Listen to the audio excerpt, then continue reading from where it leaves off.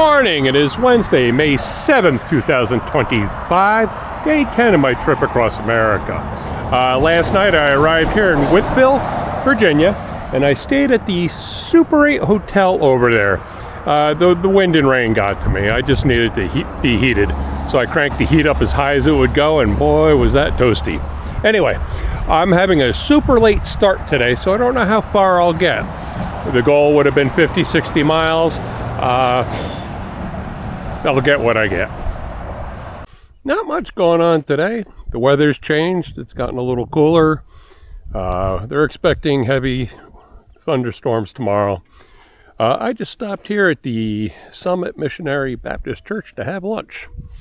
I was going to eat it over there on the steps, but there were bees. And then I came over here, I was going to eat it on these steps, and there were bees. Needless to say, I stood and ate my lunch. Would love to get to Damascus today. That's another 35 miles. It's already 3:45. That's probably not going to happen unless it's level ground, like a rail trail. Then that would be possible for me. I'm just carrying way too much weight on that bike. A little brook on the side of the road. This is the Mount Rogers National Recreation Area, Raccoon Branch. You can camp here, but you have to make reservations. And I did just see a park ranger. I'm about 30 miles out of Wytheville. It's more of the same. The brook's over there. It just keeps on going up and up and up. A lot of down trees. And this is kind of a valley you're looking at. It goes up higher over there, but something came through and knocked down a ton of trees. But yeah, this has been my view for a while now. Kind of feel like home. Well, I only made it about 36.7 miles today. I'm done. I'm still not feeling 100%. I am in Troutdale. I am at the hostel. There's the bunkhouse, like 4 bunks in each room. Pavilion where you can cook. Outhouse. Showers are behind the church. And when you come into Troutdale, you would turn down Blueberry Lane to follow the TransAm.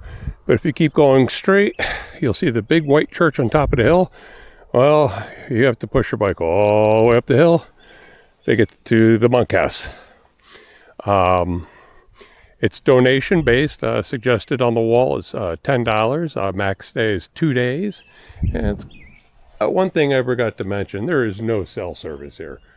Good luck. Water's over there. It is potable. Here's your toilet. Here's a picnic table. The bunkhouse has 2 rooms.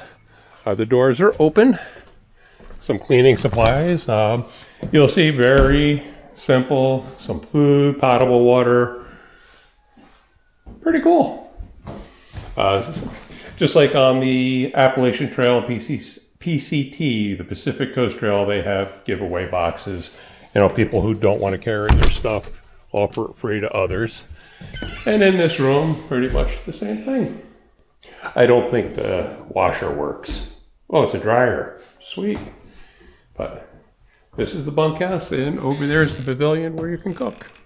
Here's some information that you won't see on Ride with GPS.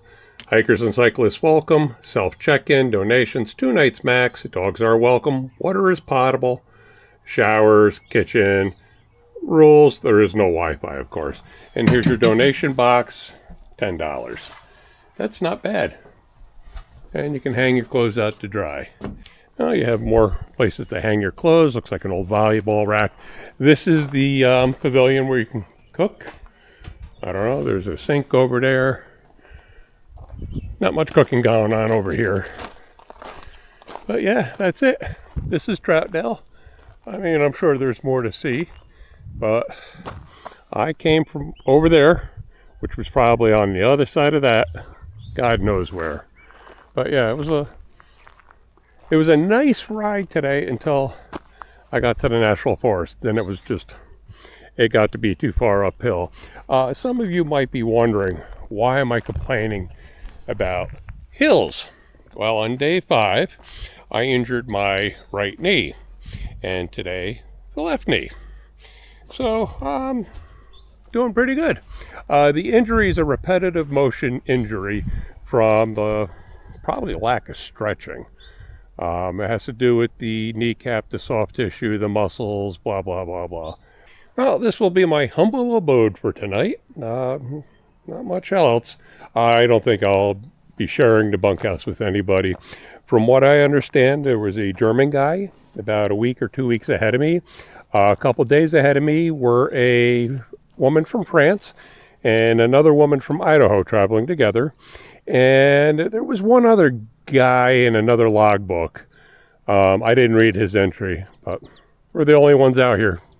It's a little early in the year, a little cold, but once you hit the Rockies, it could be cold in July.